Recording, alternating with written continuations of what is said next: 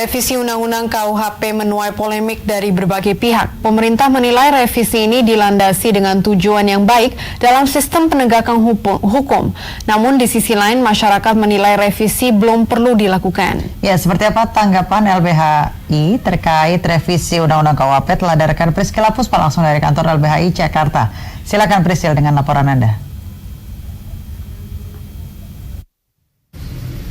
Vandana, Tiara dan juga pemirsa, dengan sisa masa jabatan yang tinggal 10 hari lagi, DPR RI mendapat sorotan dari masyarakat di mana rencananya akan mengesahkan beberapa rancangan undang-undang yang salah satunya adalah rancangan KUHP atau Kitab Undang-Undang Hukum Pidana yang kita ketahui akan disahkan 24 September ke depan. Namun hari ini siang tadi Presiden Joko Widodo meminta DPR untuk menunda mengesahkan rancangan KUHP ini, dan untuk mengetahui sebenarnya apa saja yang harus menjadi pembahasan ataupun yang harus digodok lagi oleh DPR supaya KUHP nantinya tidak merugikan masyarakat, apalagi masyarakat minoritas atau masyarakat kecil. Saat ini yang untuk membahasnya saya sudah bersama dengan pengacara publik dari LBH Jakarta, Pratiwi Febri. Halo, selamat malam, Mbak. Ya, selamat malam, Mbak. Mbak, ini kita ketahui Pak Jokowi sudah meminta DPR untuk menunda. Nah, ini bagaimana tanggapan dari pihak yang sudah biasa dengan hukum, yang kita ketahui memang KUHP ini sudah lama digodok tapi di akhir mau disahkan begitu banyak yang kontroversi. Bagaimana tanggapannya? Ya, kami mengapresiasi keputusan Pak Jokowi meski ini sebetulnya diambil di saat-saat terakhir, dan yang kami sayangkan adalah mengapa ini diambil di saat-saat terakhir padahal masyarakat sudah meminta penundaan pengesahan RKUHP ini sejak lama seperti itu. Mengapa kami harus turun ke jalan dulu, berbagai aksi protes dulu sudah dilakukan seperti itu. Artinya agak terlambat sebetulnya didengar, tapi kami mengapresiasi keputusan yang diambil baik itu oleh Presiden Jokowi ataupun juga DPR RI begitu ya. Ketua DPR sudah menyatakan akan segera juga menunda pengesahan RKUHP, dan Jokowi sudah menyatakan dengan tegas tidak akan disahkan oleh DPR periode ini seperti itu. Nah, Pak Jokowi juga menilai ada sedikitnya 14 pasal yang harus benar-benar dibahas. Sebenarnya dari LBH sendiri apakah sudah menyoroti apa saja sih sebenarnya yang kita ketahui ada beberapa, apalagi tentang perempuan begitu. Nah, ini yang sangat merugikan perempuan. Boleh dibahas sedikit, Mbak, mengenai ada sedikit tentang aborsi yang merugikan perempuan? Iya, dalam RKUHP hari ini yang tadinya akan disahkan oleh DPR dan juga pemerintah, dalam rancangannya diatur bahwa perempuan yang melakukan aborsi bisa dipidana. Nah, ini sangat disayangkan karena dalam Undang-Undang Kesehatan sendiri sebetulnya sudah mengatur bahwa perempuan korban perkosaan atau berkaitan dengan masalah medis terkait kehamilan itu diperbolehkan melakukan aborsi. Bahkan kelompok perempuan dan juga kelompok medis mengusulkan adanya tenggat waktu yang diperpanjang. Hari ini masih diatur boleh melakukan aborsi selama 14 minggu, padahal biasanya perempuan baru mengetahui kehamilan itu lebih dari masa kehamilan 14 minggu. Nah, artinya kita harus mempertimbangkan lebih punya perspektif terkait korban dalam RKUHP ini. Nah, dalam RKUHP yang akan disahkan, dia bisa dipidana perempuan yang mengaborsi tanpa mempedulikan alasan dia melakukan aborsi. Ya, ini sangat kami sayangkan, dan bukan hanya itu, tapi juga banyak pasal-pasal lainnya akan justru banyak mengkriminalisasi perempuan. Contohnya seperti apa? Contoh bukan hanya perempuan tapi juga laki-laki atau kelompok minoritas dan rentan, perempuan dan anak, dalam artian misalnya pasal zina. Tadinya pasal zina di dalam KUHP yang hari ini berlaku, yang warisan Belanda itu, pasal zina diperuntukkan sebetulnya untuk mempertahankan ketahanan keluarga, yang disyaratkan salah satu dari orang yang melakukan hubungan seksual itu terikat oleh perkawinan. Nah, hari ini di pasal KUHP yang ada hari ini justru tidak mensyaratkan adanya perkawinan.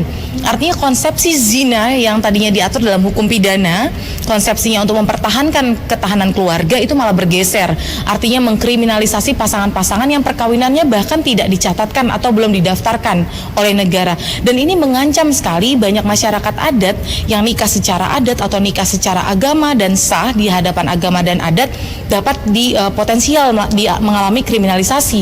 Dan kita tahu pasti perempuan menjadi korban berlapis dalam kasus-kasus seperti ini gitu. Nah, ini sangat banyak pasal yang potensial untuk mengkriminalisasi perempuan seperti itu, Mbak. Ini seharusnya apakah dihapuskan atau memang harus ada beberapa usulan dari pengacara publik sendiri, apa sih sebenarnya yang harus dibahas supaya nanti lebih baik lagi supaya wanita tidak menjadi korban yang berlapis begitu? Baik, kami sebagai LBH Jakarta, YLBHI merupakan bagian dari Aliansi Reformasi KUHP, dan kami sudah memberikan masukan kami berkaitan dengan draft 15 September yang baru saja dikeluarkan oleh DPR dan kami peroleh dengan susah payah. Kami belum mendapatkan update terakhir terbaru. Kami memberikan masukan 17 poin sebetulnya berkaitan dengan pembaruan RKUHP ini, dan beberapa poin yang kami minta dihapus yaitu tadi soal aborsi, kriminalisasi terhadap perempuan yang melakukan aborsi. Bukan berarti melegalkan aborsi, ini dua hal yang sangat berbeda, jangan dipandang sama begitu ya. Lalu berkaitan dengan penghinaan, di mana kami merasa pasal penghinaan yang sangat pasal penghinaan yang hari ini saja sudah sangat subjektif, menurut kami ini tidak boleh ada lagi di RKUHP mendatang yang semangatnya dekolonialisasi. Pasal penghinaan, baik penghinaan presiden, penghinaan lembaga negara, penghinaan terhadap pemerintah, penghinaan terhadap agama, ini buat kami sudah tidak relevan di konteks negara demokrasi Indonesia hari ini, dan bahkan ini justru memberangus atau mematikan kebebasan atau kemerdekaan berekspresi dan berpendapat masyarakat. Padahal harusnya pemerintah bisa melihat kritik masyarakat ini sebagai sesuatu yang mengontrol pemerintah dalam menjalankan pemerintahannya. Itu kami minta dihapuskan. Pasal makar juga. Itu bagi kami dalam sepanjang sejarah hukum pidana di negara-negara di dunia, pasal makar ini itu sudah tidak ada lagi diatur oleh negara-negara berkembang dan maju. Pasal makar ini hanya relevan di masa-masa pemerintahan kerajaan-kerajaan, bukan lagi di negara yang seperti saat ini. Nah, yang paling menarik ini ada soal gelandangan didenda 1 juta. Nah, ini bagaimana tanggapannya, Mbak? Nah, ini pun sangat kami sayangkan dan sebetulnya semangatnya bertentangan dengan konstitusi konstitusi berkaitan dengan tugas dan tanggung jawab negara pasal 34, di mana gelandangan dan anak jalanan itu menjadi tanggung jawab negara. Nah, pasal ini juga harus dihapuskan. Ada pasal-pasal yang sebetulnya kalau kita sisir lebih lanjut dan lebih detail, banyak pasal yang bertentangan dengan undang-undang lainnya. Contohnya, Undang-Undang Kemerdekaan menyampaikan pendapat di muka umum. Yang itu adalah sebetulnya bagian dari hak konstitusional, di mana kalau syarat pemberitahuan kepada kepolisian tidak terpenuhi, harusnya ya dibubarkan saja aksinya. Tapi di dalam RKUHP ini itu dikenakan sanksi pidana. Lalu peternak yang unggasnya berkeliaran, ini pasal-pasal yang menurut kami sudah tidak relevan dan harusnya tidak diatur. Nah, kami juga sangat concern kepada living law, pasal 2 dan pasal 589 atau 598 tentang hukum yang hidup di masyarakat. Ini justru menimbulkan ketidakpastian hukum. Berapa banyak hukum yang hidup di tengah masyarakat Indonesia yang sangat beragam. Kita punya ribuan suku, kita punya ribuan adat di Indonesia. Bagi kami ini semangatnya tidak restoratif justice, tidak hukum yang memulihkan begitu, karena sebetulnya living law dan hukum adat dan kewajiban adat itu dua hal yang berbeda dan harusnya diserahkan saja pada hukum adat begitu. Bukan berarti nanti kalau diatur dalam RKUHP ini living law tadi dan hukum masyarakat adat akan diadopsi oleh perda-perda yang diskriminatif. Komnas Perempuan sendiri sudah mencatat hari ini ada 400 perda yang diskriminatif, dan jangan lagi RKUHP ini kalau disahkan akan menambah pasal-pasal diskriminatif tersebut. Buat kami itu harus dihapuskan segera. Pasal contempt of court, bagaimana masyarakat, jurnalis punya akses untuk soal transparansi, akuntabilitas proses persidangan dan pengadilan, soal imparsialitas, mengawasi imparsialitas hakim. Nah, buat kami ini sangat penting di negara demokrasi, karena jurnalis dan masyarakat sipil itu sebetulnya pilar-pilar yang menopang sebuah konsepsi negara demokrasi dan hukum. Itu yang harus dihapuskan dan diperbaiki. Karena tidak relevan. Dan yang sungguh miris di RKUHP ini adalah meringankan hukuman koruptor yang tadinya 4 tahun menjadi 2 tahun. Ini apakah dihapuskan saja atau bagaimana, Mbak? Nah, bagi kami begini, ini ada sebuah miskonsepsi atau sebuah kekeliruan cara berpikir yang awalnya semangatnya RKUHP ini adalah kodifikasi dan ada semangat dekolonialisasi. Kodifikasi itu artinya mengumpulkan seluruh hukum pidana yang sudah berlaku hari ini ke dalam satu kitab. Begitu semangatnya seperti itu. Nah, kacaunya di dalam RKUHP yang terbaru ini bukan kodifikasi yang terjadi. Ada pembuatan norma-norma baru yang bertentangan dengan hukum-hukum lex spesialis atau hukum khususnya yang berlaku. Contohnya tadi pasal-pasal terhadap koruptor terkait tindak pidana korupsi.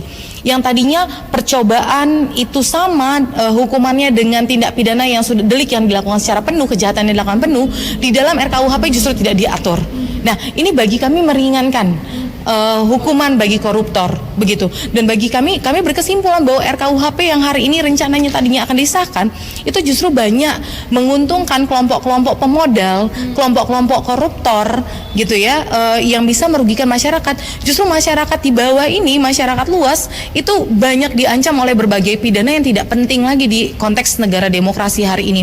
Artinya hukum semakin tajam ke bawah dan tumpul ke atas gitu. Oke, baik, terima kasih Mbak Pratiwi untuk informasi dan waktunya yang kita ketahui. Seperti keterangan dari Mbak Pratiwi, RKUHP kita memang setuju dengan Pak Jokowi untuk ditunda karena banyak hal yang harus semakin dibahas, karena yang ada RKUHP ini tajam ke bawah tapi tumpul ke atas, dan kita berharap untuk anggota DPR periode ke depan bisa membahas, menggodok RKUHP ini lebih baik dan bisa tidak merugikan negara dan juga tidak merugikan masyarakat kecil. Kembali ke studio, Pandana dan juga Tiara.